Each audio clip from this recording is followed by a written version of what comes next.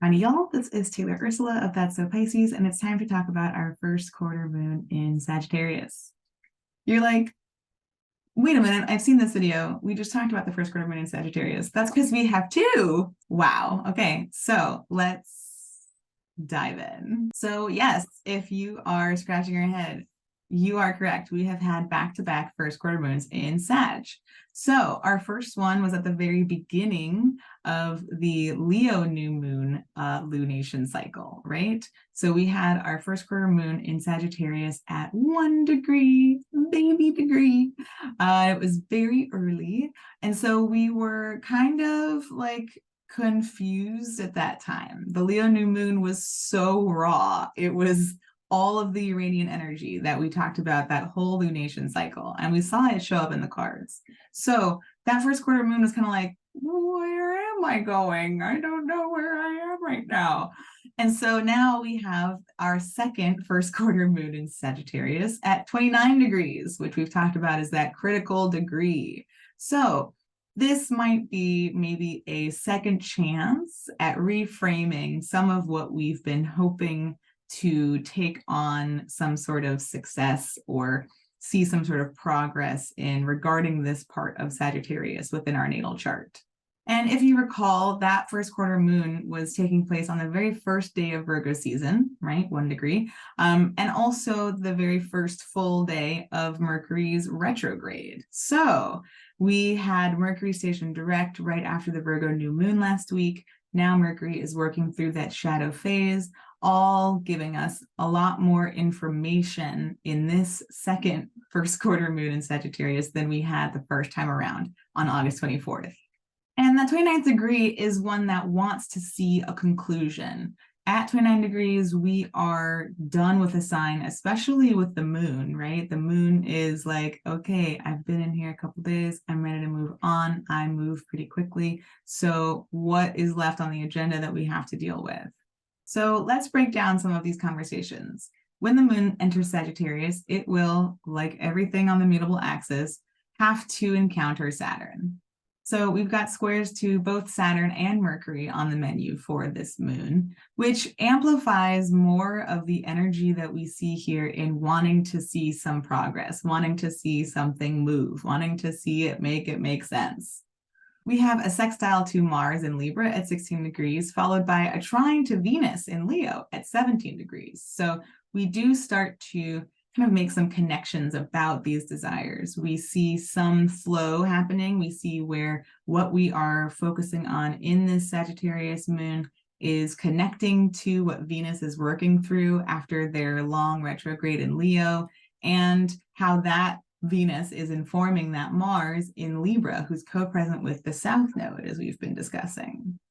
And of course, there's also a trine to Chiron hanging out in Aries at 18 degrees. So all of these conversations taking place, talking about what we have wanted to make happen, where there has been limitations, who we can talk to, or what kind of ideas we can do to get around those limitations, what actions we can take maybe collectively with Mars and Libra, because Mars needs others in that sign to kind of move things forward, how this is connecting to Venus wrapping up, again, that retrograde shadow, and ultimately what this brings us about whatever we have felt about our inability to initiate what we want. On the day of this actual lunation, Friday, we have a lot going on. The moon will trine the North Node at 25 degrees. So again, we'll start to see where what we are accomplishing or wanting to accomplish here in Sagittarius is connecting to that Aries North Node soul journey of sort of rectifying some of that initiatory blockage. We have a square to Neptune, which we talked a little bit about in the Virgo new moon, which was opposite Neptune. So there's just continuing to maybe sort out fact from fantasy. We're looking at Neptune in Pisces and Sagittarius moon, right? So both of these planets want to be free, want to see something big and magical happen. And so we might get a little bit drunk on our hopes and dreams at this time, maybe especially after we've met the North Node and seen, and this is leading me to this, and therefore all of this can happen too. Let's maybe be cautious, maybe rein that in a little bit, right? we're still in Virgo season. And really, what amplifies that is that this is the sun at 29 degrees as well. So we want to wrap things up in Virgo season, and we're kind of like, oh, let me focus on this and let me try to get this all done. And like the vision is here, and let me like jump into it real quick.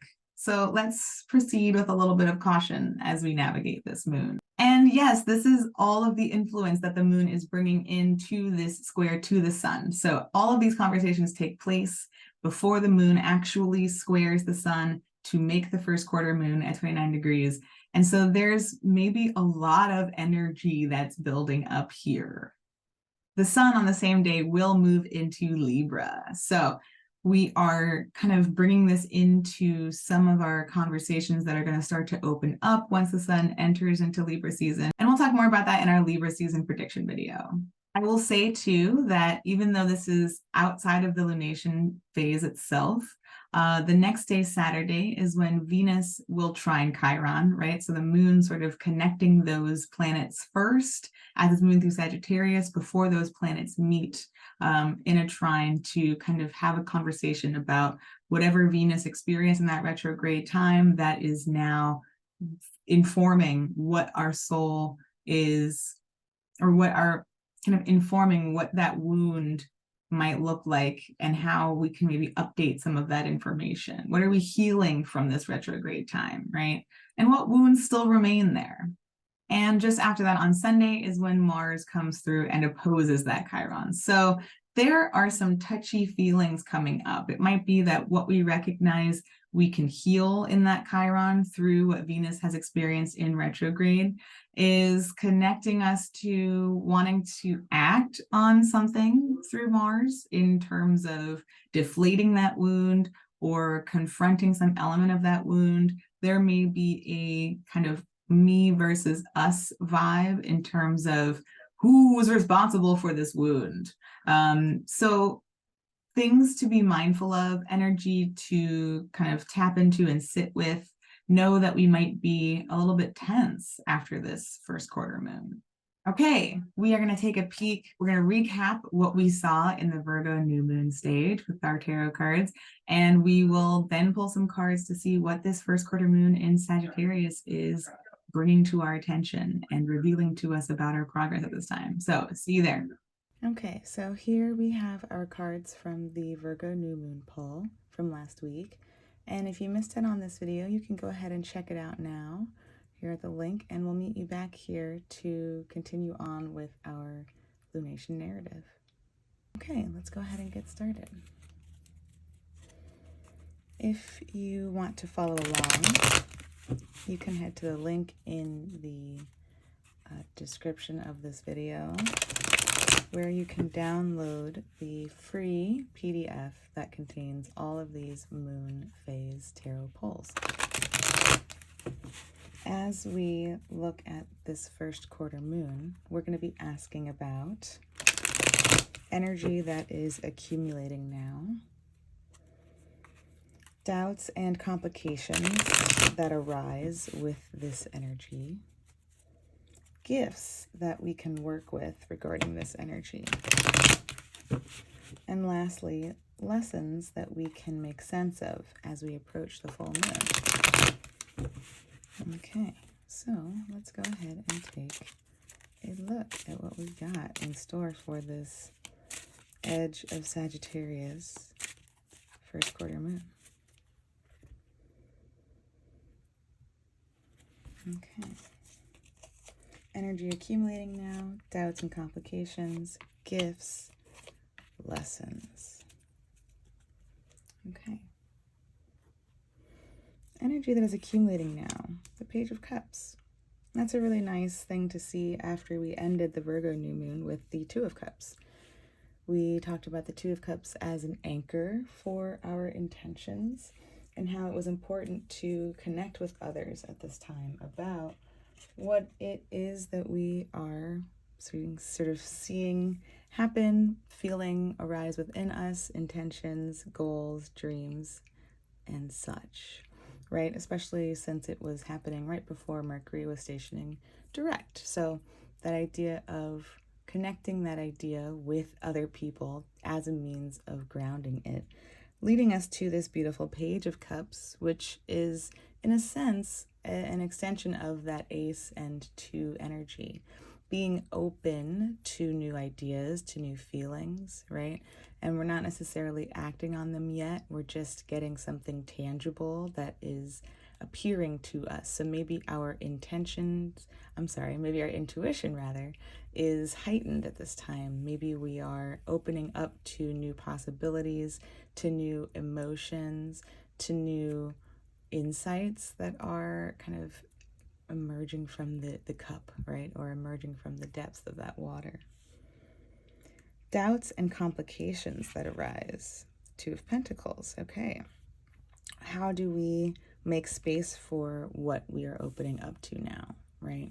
All the twos are about choice. So with this something tangible beginning to emerge, maybe again our intuition has been validated. Maybe we have found ourselves being right about things or having good instincts. We talked about strength last week as well. So having good instincts about what's possible. So now how do we create space for that? Maybe if we're looking at doubts and complications, it's hard to make space for this.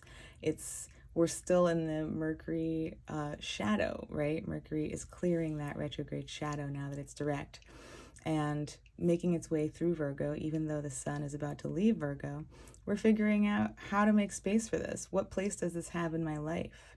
Whatever it is I'm opening up to. This has been validated. What does that mean for me now? How do we move from intuition and instinct into reality, into tangibility?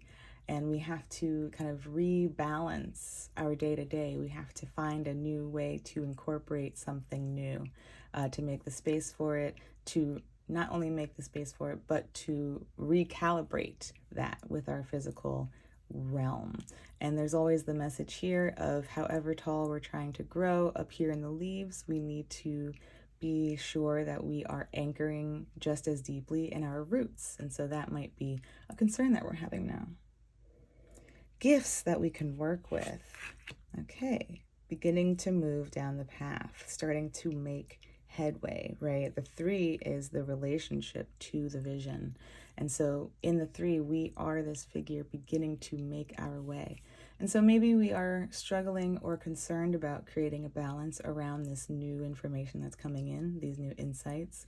And yet with with Venus rather, you can really hear the retrograde mumbo jumbo working my mind. With Venus continuing down this pathway of clearing its retrograde shadow, as well as Mercury again clearing its retrograde shadow. Yes, they're still in their shadows, but we do see something starting to make their way. We start to see some of these, we start to see some action, we start to see some movement. And so we don't need to know all of the details, we don't need to know all of the facts, right? Again, the 29th degree, this pressure point of, can I make it all happen? And we just need to be willing and able to accept the invitation to start this movement, just to start this journey. Lessons that we can make sense of as we approach the full moon, Ace of Swords. Okay, so new truths are coming in, right? And we know that the full moon next week is in Aries, where the North Node is, but there is no eclipse. There might be new insights coming in at this time. There might be new reveals. And if my memory serves, this is when we are looking at the final Venus-Uranus square, right? As Venus wraps up this retrograde shadow phase. And so there absolutely may be some new insights, new truths emerging from this leg of the journey that we can start paying attention to, start tuning into. Again, if we're looking at this as lessons, then these truths are showing us something that is leading us to this full moon. So we should heed these insights. I always joke that the ace is maybe the best card in the whole suit of the swords. It's not the truth that is the problem. It is everything that comes after the truth that we struggle with. How do I, again, choose? What do I do with this information? How do I make a choice about this truth? So simply being with the truths, heeding these truths, not necessarily needing to act on them yet. Maybe we'll see more of that in our full moon spread, but just paying attention, being open, right? We're starting off with the emotional openness, we're moving into mental openness, okay? So just paying attention to those messages that come through and what they're trying to share with us. Okay, if you enjoyed this, please like it, please subscribe, please share. I would love to see you come back next week to talk about that Aries full moon at 6 degrees and that Venus-Uranus square. So I will see you there.